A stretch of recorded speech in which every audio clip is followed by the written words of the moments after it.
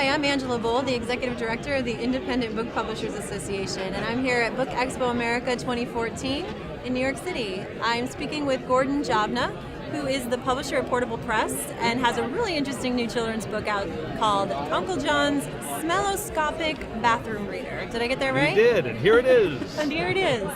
That's really great. In your very hands. You had a really strong night last night with this book. Yes, we won the IBPA Ben Franklin Award for children's nonfiction, which I guess means that it's the best children's nonfiction book out there now. And it was a thrill, really. It was a thrill to win this award. One of the reasons is that I think children's nonfiction is often overlooked.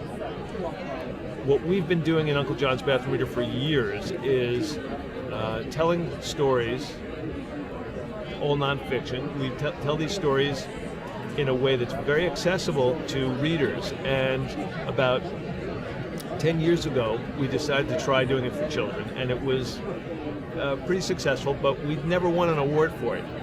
It means a lot to me personally because as a kid, I had trouble reading, and now I'm an editor and a publisher, and so that I know you can, if you have the right material and the interest, you can overcome that. But you need these tools, and I feel that what we've done with Uncle John's Bathroom Reader is make reading accessible. I get letters from parents and children telling me that because of the way we write, the way we present material, they have become readers. And I don't think, for a publisher, I don't think there's anything better than that. So this was a very special award for me. That's great. And such an important thing, I think, to bring into the industry are books for kids, nonfiction books for kids, educational value, that they want to consume, that they're interested in reading, and that are fun, and then are for kids only, which is one of my favorite parts in that. You know I'm not allowed to read this book. It's for Parents, kids only. Yes, grown-ups stay away. Grown-ups stay away. And I know it's a really smelly book. We like to say that. But tell us I'd go a little about farther, and I'd say it stinks. It stinks. Yeah, definitely. Yeah, well, we have lots of articles in the book that deal with smelly things about bugs that fart.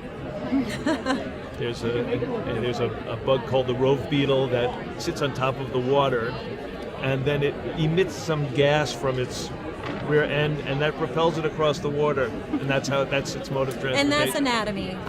That's science. And that's science. Or there's another beetle that uses gas to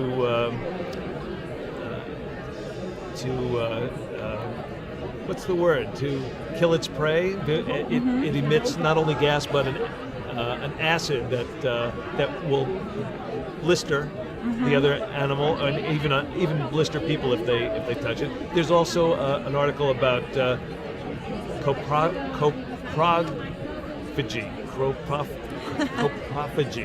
which is eating dung. And there's a dung beetle that not only eats the dung, but it rolls the dung. It makes the dung animal dung into balls and rolls it to its home.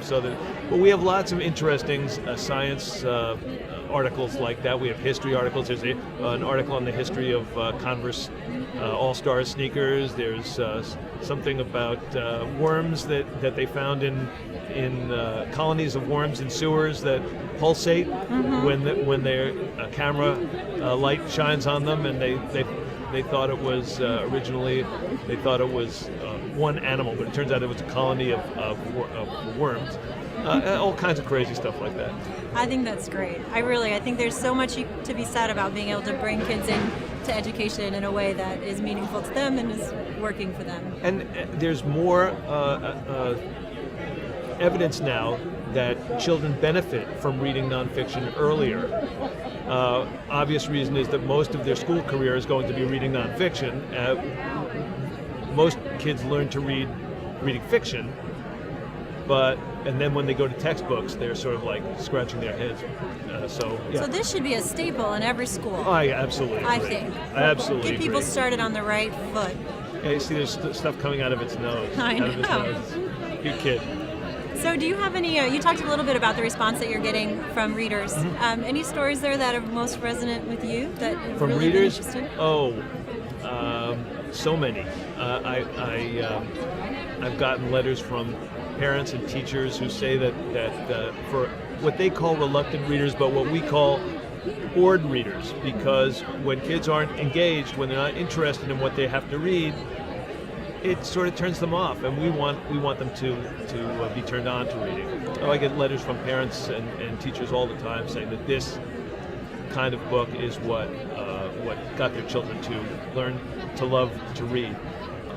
One good example is a teacher in Northern California who told me that he uses articles in Uncle John's Bathroom Reader for what he calls fence posting, which is he gives his students the Uncle John's Bathroom Reader for kids only version of the story to read, and then they read the textbook. And that enables them to have a better grasp of what it is that they're supposed to be learning. I've gotten letters from teachers saying they use our books for hall passes because they tell the kids that if they're going to the boys' room or the girls' room, at least they should be productive while they're.